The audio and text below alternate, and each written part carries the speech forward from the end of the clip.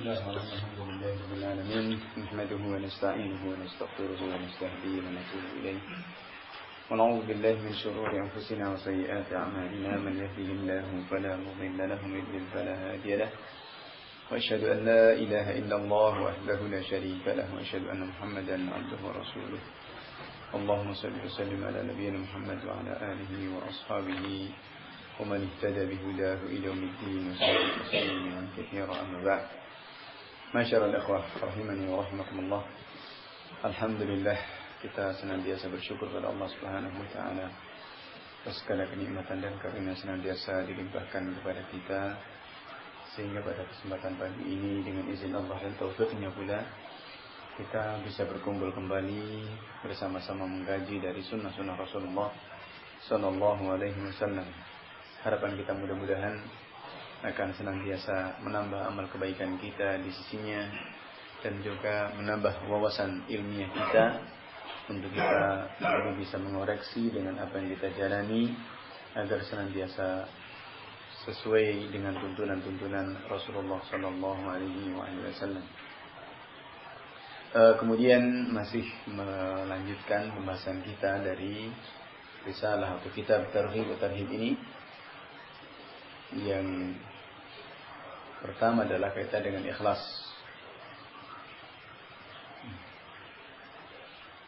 Meskipun dengan amalan-amalan yang sedikit, namun kalau ikhlas maka nilainya di sisi Allah Subhanahu wa taala adalah besar.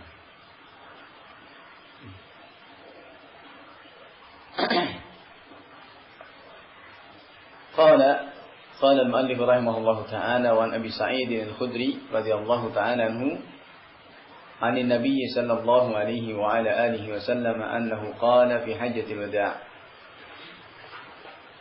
Dari Abu Sa'id Al-Khudri radhiyallahu ta'ala anhu bahwasanya Rasulullah sallallahu alaihi wasallam telah bersabda dalam Hajjatul Wada', dalam haji wada'nya, beliau mengatakan, "Nadharallahu imra'an sami'a maqalati fawa'aha farubba hamil fiqhin laysa bifaqih."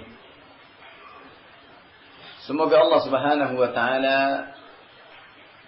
memberikan keceriaan pada wajah seseorang, jadi memberikan wajah yang ceria, berseri-seri, penuh kebahagiaan kepada seseorang yang sami'a maqalati, mendengar perkataanku, fawa'aha, kemudian menjaganya.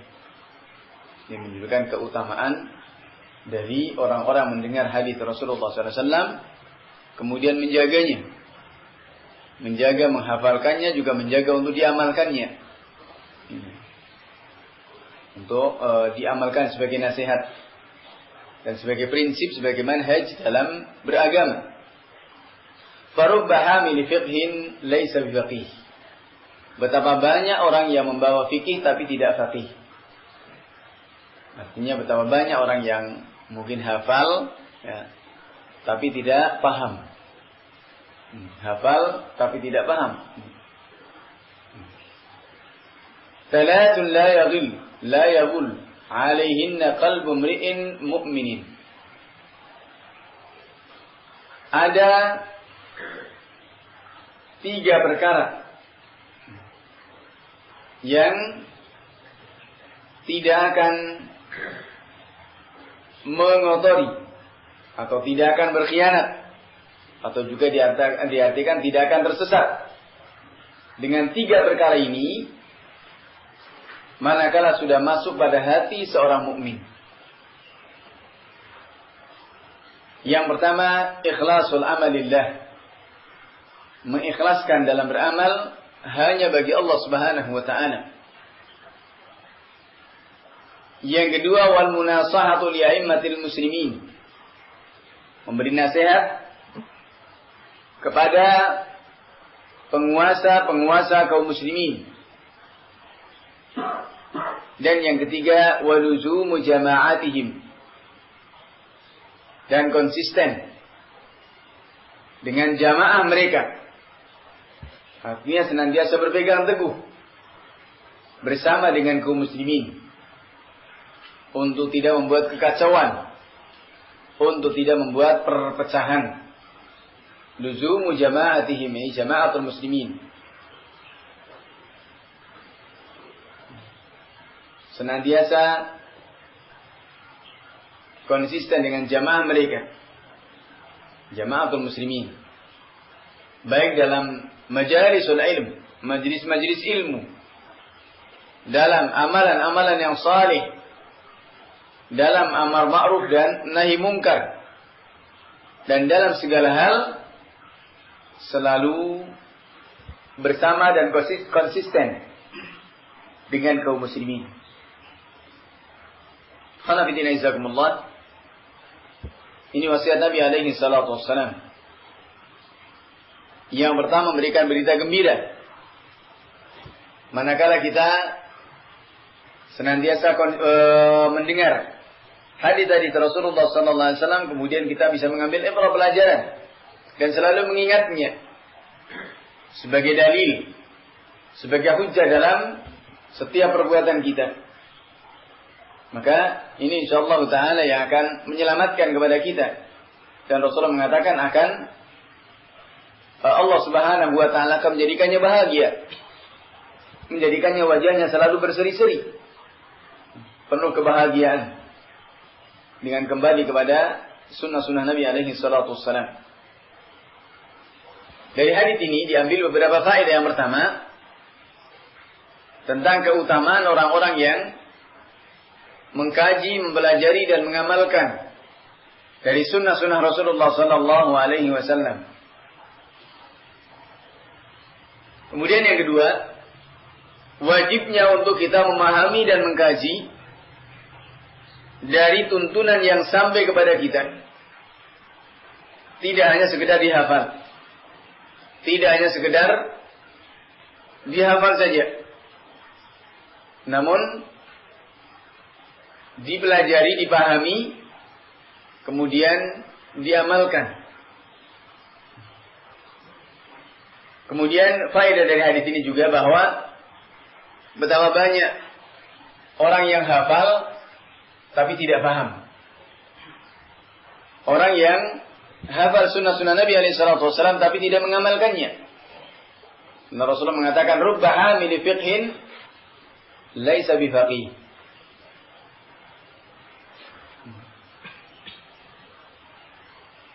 Dan ini perkara yang penting dari perkara-perkara agama.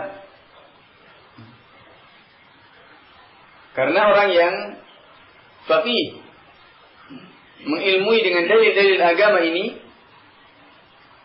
menjadikan dirinya itu akan terjaga. Seorang yang tafaqquh fid din dan benar-benar mempelajari agama dengan baik, ini yang akan menjadikan seseorang itu terjaga dari berbagai fitnah. Dari fitnah-fitnah dunia. Bagaimana kata Syekh Shalih Al-Fauzan, beliau mengatakan bahwa at-tafaqquh fid din ismatun minal fitan.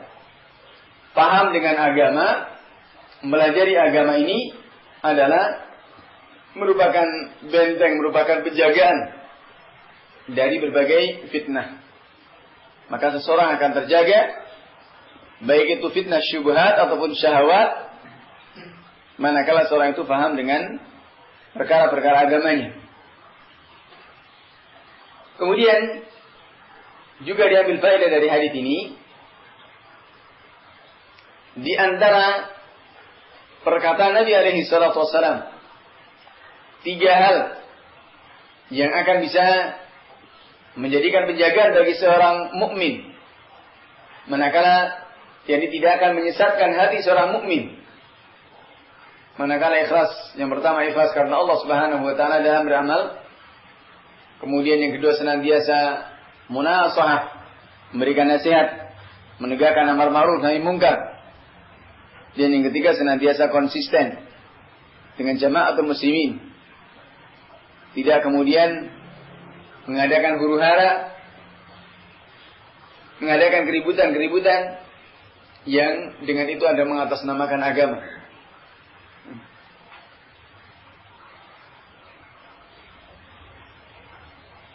Dan hadits ini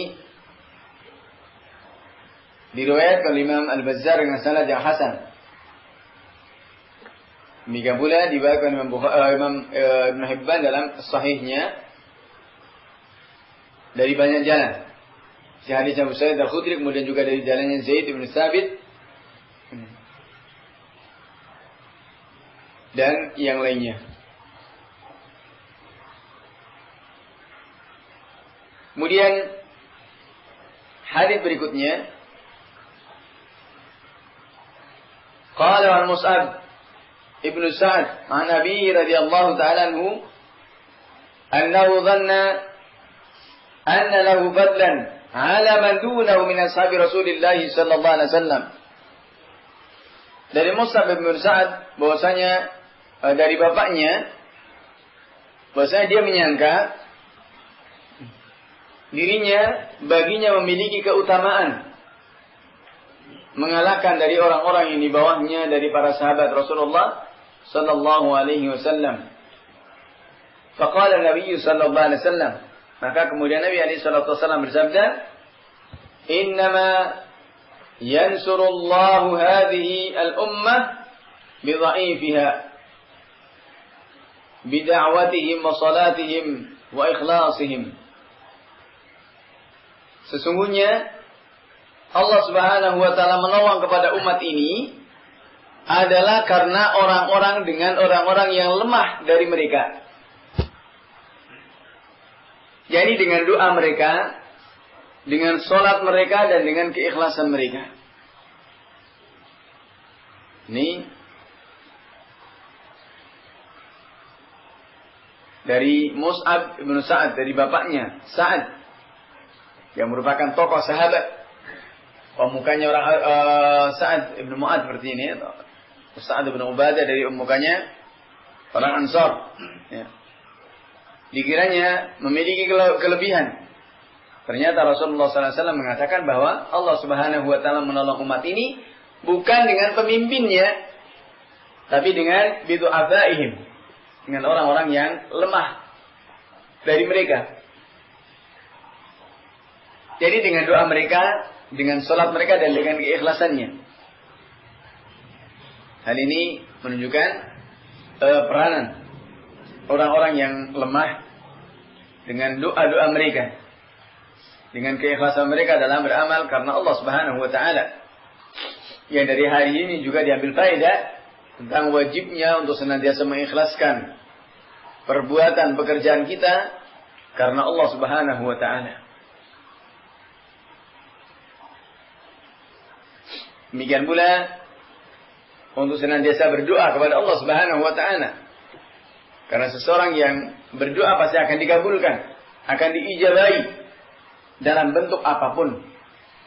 Bisa dengan apa yang dimintanya itu dikabulkan, atau bisa kemudian dengan dihindarkan dari hal-hal yang makruh, hal-hal yang tidak disukainya, atau kemudian Allah Subhanahu wa taala angkat derajatnya dari sisi yang lain.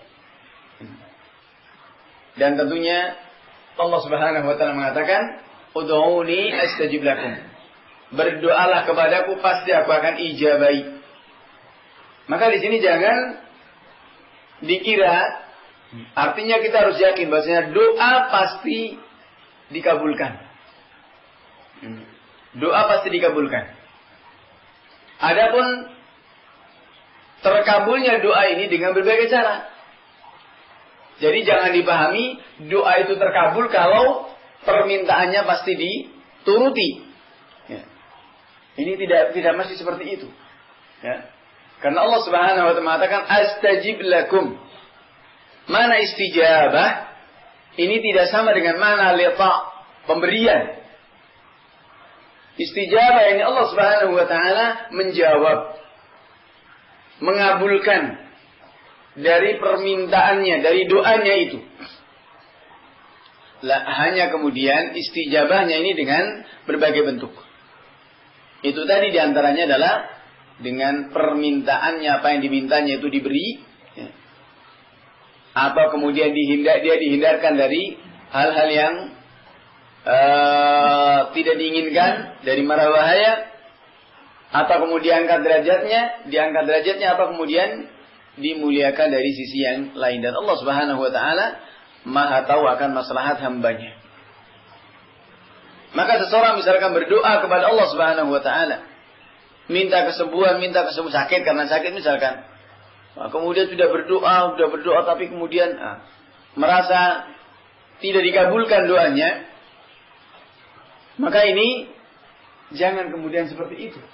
Karena seseorang berdoa harus yakin doanya pasti terkabul. Hanya terkabulnya tentunya adalah yang lebih baik. Dan Allah Subhanahu wa taala Maha tahu akan yang paling aslah, yang paling baik bagi hambanya.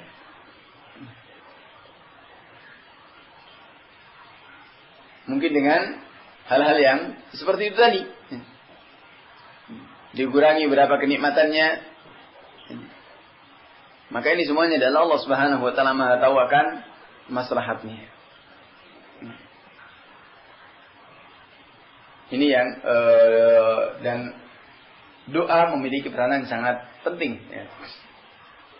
Mana di sini Allah Subhanahu wa taala menolong umat ini adalah karena doa dari orang-orang yang lemah dari umat ini. Kemudian dari sini wajibnya juga untuk mengikhlaskan dalam kita berdoa. Karena Allah Subhanahu wa taala jangan semata-mata karena jangan kemudian kita terburu-buru. Dalam kita berdoa, mana terburu-buru di sini adalah mengatakan saya sudah berdoa tapi belum dikabulkan, maka ini namanya terburu-buru dan ini yang menyebabkan tidak terkabulnya doa.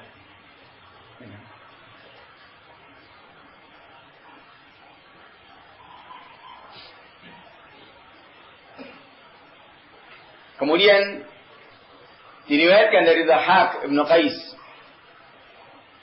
berkata bahwa Rasulullah sallallahu alaihi wasallam telah bersabda, "Inna Allah tabaraka wa ta'ala yaqul," sesungguhnya Allah Subhanahu wa taala telah berfirman, ini hadis qudsi yang di mana Rasulullah sallallahu alaihi wasallam menyandarkannya kepada firman Allah Subhanahu wa taala. "Inna Allah tabaraka wa ta'ala yaqul," sesungguhnya Allah Subhanahu wa taala telah berfirman, hadis qudsi. Qala, kata Allah Subhanahu wa taala, "Ana khairu syarikin. Faman asyraka ma'i syarikan, fahuwa li syariki. Ya ayuhan nas, akhlisu a'malakum, fa inna Allah tabaraka wa ta'ala la yaqbalu min al-a'mali illa ma khalas lahu. ولا تقولوا هذه لله وللرحم فإنها للرحم وليس لله منها شيء. ولا تقولوا هذه لله ولوجوهكم فإنها لوجوهكم وليس لله منها شيء.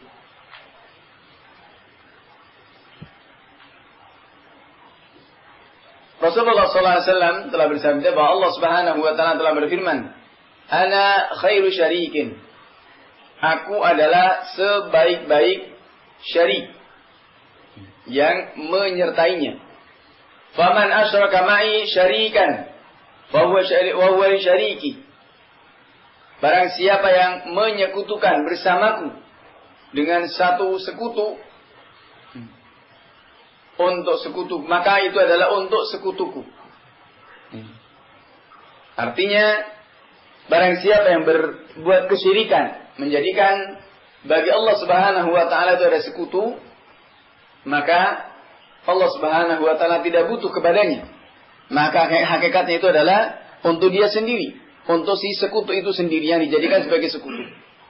Namun Allah Subhanahu wa taala adalah sebaik-baik sekutu. Artinya, seseorang senantiasa minta pertolongannya hanya kepada Allah Subhanahu wa taala. Karena itu Allah Subhanahu wa taala kemudian dikatakan, "Wahai manusia, akhlisu a'malakum." Ikhlaskanlah dari amal-amal perbuatan kalian. maka sungguhnya Allah Subhanahu wa taala tidak akan menerima dari amalan-amalan kecuali yang ikhlas baginya. Yani ikhlas bagi Allah Subhanahu wa taala. Wala taqulu, jangan sekali-kali kalian mengatakan ini bagi Allah dan ini bagi kerabat. Maka sesungguhnya itu semuanya adalah bagi kerabatnya. Dan tidak ada bagi Allah Subhanahu wa taala sedikit pun. Dan juga jangan sekali-kali kalian mengatakan ini bagi Allah dan juga bagi kedudukan kalian. Maka sebenarnya itu adalah hakikatnya kembali kepada kalian. Dan tidak ada bagi Allah Subhanahu wa taala sedikit pun. Maka ini jemaah mendekatkan Allah Subhanahu wa taala, apa yang difirmankan dalam hal ini juga sesuai dengan firman Allah Subhanahu wa taala di surat Al-An'am. Jadi orang-orang yang menjadikan memilah-milah, mengatakan hadza lillahi wa hadza li syurakaina. Ini bagi Allah dan ini bagi sekutu-sekutu kami. Maka apa yang dikatakan fama kana li syurakaihim fama kana lillahi fala fama kana li syurakaihim fala yasiru ila Allah, ya. Dan apa amalan-amalan perbuatan yang itu adalah bagi sekutu mereka, maka tidak akan sampai kepada Allah Subhanahu wa taala. Dan apa yang itu bagi Allah Subhanahu wa taala itu sampai kepada sekutu mereka. Artinya Allah Subhanahu wa taala itu tidak butuh dengan perbuatan manusia, dengan kebaikan-kebaikan makhluknya. Namun seseorang itu beribadah, seseorang itu beramal, hakikatnya kembali kepada dirinya sendiri. In khairan fa khairun wa in syarran fala yalumanna illa nafsah. Jika kebaikan, maka kebaikan itu kembalinya kepada dirinya sendiri, dan jika itu satu keburukan, maka jangan mencela kecuali kepada dirinya sendiri.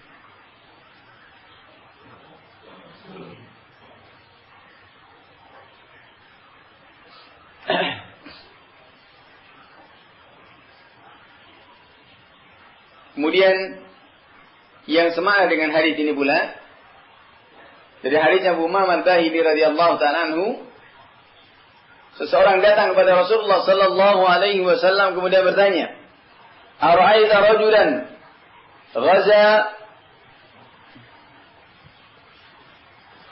yaltamisul ajra wal dzikr?" Kata orang sahabat yang datang kepada Nabi alaihi salatu wasallam menanyakan, "Bagaimana pendapatmu tentang seseorang yang dia berperang untuk mendapatkan pahala dan juga untuk mendapatkan az-zikr, ingin disebut, ingin mendapatkan prestis, ya. Namanya disebut. Mana bagi apa yang dia dapatkan? Qala Rasulullah sallallahu alaihi wasallam, la syai'. Fa'ada thalatha mirar. Belum mengatakan tidak ada artinya. La syai'a lahu. Tidak ada sesuatu baginya, yang tidak ada faedah baginya. Dan beliau mengulanginya 3 kali. Seseorang yang berjihad, berperang untuk mendapatkan pahala, dan demikian untuk agar dirinya disebut. Dirinya disebut sebagai pahlawan, sebagai berani, yang misalnya dari perkara-perkara dunia, makanya adalah dicampur adukan. Maka seperti ini tidak mungkin terjadi, dan Rasul mengatakan la syai'alah, tidak ada bagian kebaikan untuknya. Fa yaqulu Rasulullah sallallahu alaihi wasallam, kemudian Rasulullah sallallahu alaihi wasallam bersabda, la syai'alahu, ulangi lagi, tidak ada sesuatu untuknya. Thumma qala, kemudian beliau bersabda, inna Allah azza wa jalla la yaqbalu minal amali illa ma kana lahu khalisan wabtaghi wajhahu. Sesungguhnya Allah Subhanahu wa taala tidak akan menerima dari amalan-amalan perbuatan kecuali yang ikhlas bagi Allah Subhanahu wa taala, dan mengharapkan wajah Allah Subhanahu wa taala. Nah, ini juga menunjukkan wajibnya ikhlas dalam kita beramal untuk mendapatkan wajah Allah Subhanahu wa taala, mendapatkan keridhaan Allah Subhanahu wa taala.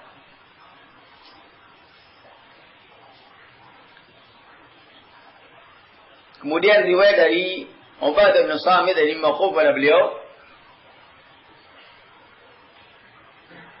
mengatakan, yuja'u lid-dunya yaumal qiyamah, yuja'u bid-dunya yaumal qiyamah, fayuqalu mizu ma kana min lillahi azza wa jalla, fayumaza wa yurma sa'iruhu fin nar. Diriwayatkan dari Ubadah bin Samit radhiyallahu ta'ala anhu. Meskipun ini perkataan dari Ubadah bin Samit seorang sahabi, namun hukumnya dalam marfu' kepada Rasulullah SAW. Perkataan sahabat yang hukumnya merupakan sabda Nabi alaihi salatu wassalam. Ini diantaranya adalah ketika yang pertama, masalah ketika membicarakan seorang sahabat berbicara tentang masalah kaifiyat dan tata cara ibadah. Ini yang pertama. Karena tidak mungkin para sahabat itu mengada-ada, membuat-buat sendiri. Kemudian yang kedua, seorang sahabat menyampaikan atau mengatakan tentang perkara-perkara atau berita-berita yang sudah lewat atau yang akan terjadi. Maka ini juga artinya yang sudah terjadi dari umat-umat sebelum kita. Maka ini juga hukumnya marfu' kepada Rasulullah SAW. Hukumnya sama seperti sabda Nabi SAW, karena para sahabat tidak mungkin mereka berdusta. Kemudian yang keempatnya, yang termasuk dari hukum marfu', ketika seorang sahabat itu membicarakan tentang umur perkara-perkara ghaibiyat, perkara-perkara yang gaib. Kemudian juga seorang sahabat membicarakan tentang masalah janji dan ancaman. Man qara'a kadza falahu kadza, misalkan siapa membaca ayat ini misalkan maka dia mendapatkan pahala demikian. Siapa yang berdoa dengan doa ini maka akan demikian-demikian. Maka ini juga hukumnya marfu' kepada Rasulullah sallallahu alaihi wasallam. Demikian pula seorang sahabat yang menceritakan tentang ahwalul qiyamah wa huwaduha, tentang datangnya hari kiamat, keadaan hari kiamat, dan juga tentang dahsyatnya hari kiamat. Maka ini juga sama, kalau itu adalah sumbernya adalah kembali kepada hukumnya marfu' itu adalah sabda Rasulullah sallallahu alaihi wa alihi wasallam. Bagaimana dalam hadis ini Ubadah bin Samit menceritakan akan didatangkan dunia ini pada hari kiamat. Ini masalah umur ghaibiyat. Kemudian dikatakan timbanglah dengan apa yang ada di dunia itu dengan apa yang milik Allah Subhanahu wa taala. Kemudian ditimbang dan ternyata dilemparkan semuanya. Dibuang semuanya. Artinya amalan-amalan yang seakan itu adalah baik di dunia ternyata tidak ikhlas misalkan ya. Ini menjadikan kita keharusan bagi kita untuk senantiasa menjaga ketakwaan kita kepada Allah Subhanahu wa taala.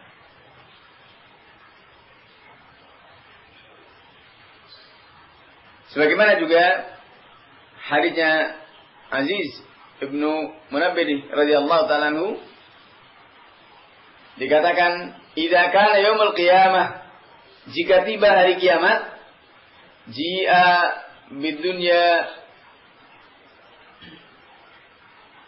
bidunya fayumayyizu minha ma kana lillah, maka didatangkan dengan dunia yang kemudian membedakan apa yang ada di sisi Allah Subhanahu wa taala.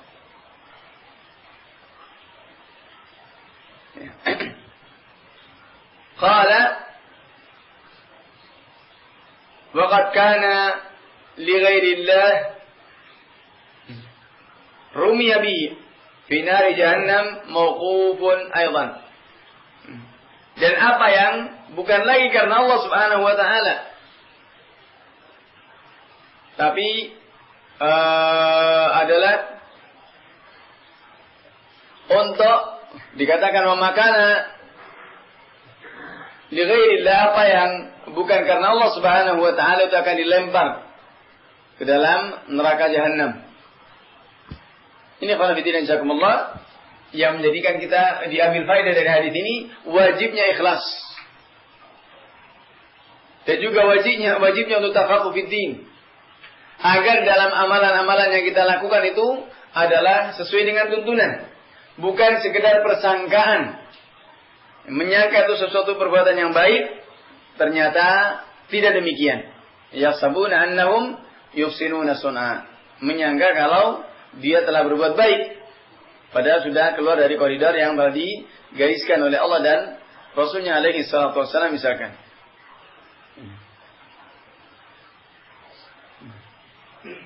Yang kemudian ketika seperti itu kondisinya, maka dia akan dilemparkan ke dalam neraka. Na'udzubillah, tsumma na'udzubillah.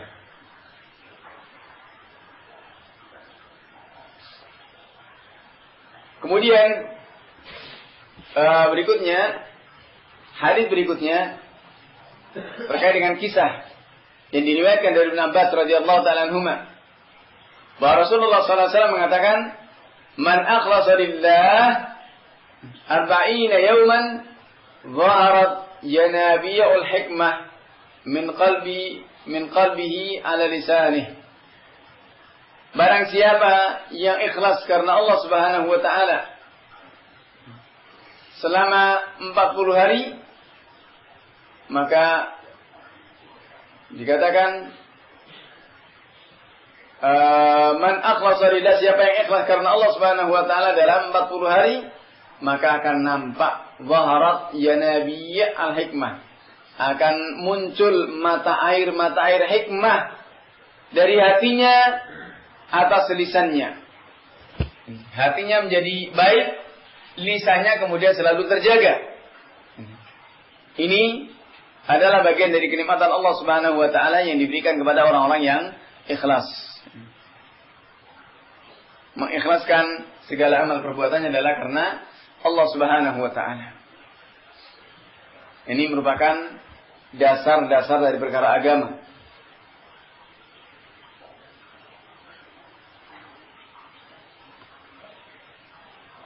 Kemudian riwayat dari Abu Dzar Al-Ghifari radhiyallahu ta'ala anhu, bahwa Rasulullah sallallahu alaihi wasallam telah bersabda, "Qad aflaha man akhlasa."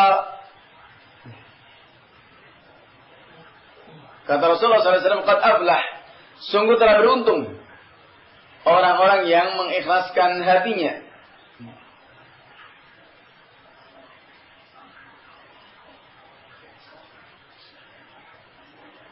Qala qad aflaha man akhlasa qalbahu lil iman.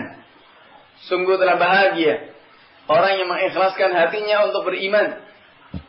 Wa ja'ala qalbahu saliman, dan menjadikan hatinya itu salim, yakni sehat, tidak berpenyakit. Wa lisanahu shadiqan, dan menjadikan lisannya adalah jujur. Wa nafsahu mutmainnah, dan menjadikan jiwanya itu tenang.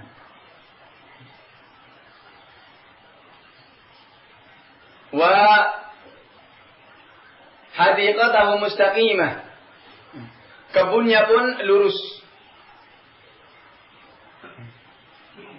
Wa khaliqatahu khaliqah, yakni perilakunya, ya, ini selalu baik, selalu lurus, selalu sesuai dengan tuntunan. Wa ja'ala udhunahu mustami'ah, dan menjadikan telinganya pun telinga yang mau mendengar. Wa 'ainahu nadhirah, dan juga kedua matanya adalah untuk memandang yang baik. untuk membacakan kepada ayat-ayat Allah Subhanahu wa taala. Ini ikhwan fillah jazakumullah berawal dari mengikhlaskan amal karena Allah Subhanahu wa taala. Bersumber dari keikhlasan dalam kita beramal membuahkan buah yang sangat baik. Dari hati yang selamat dari penyakit, ya. Dari lisan yang jujur, dari jiwa yang tenang, dan juga dipahamkan dengan perkara agamanya. Perilaku akhlaknya senantiasa lurus. Dan kedua telinganya pun senantiasa mendapatkan taufik dari Allah Subhanahu wa taala untuk mau mendengar yang hak. Demikian pula matanya.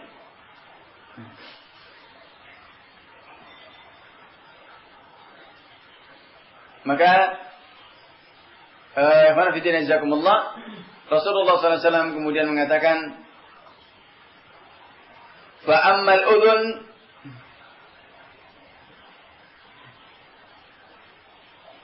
faqammun wal ainu maqarratun.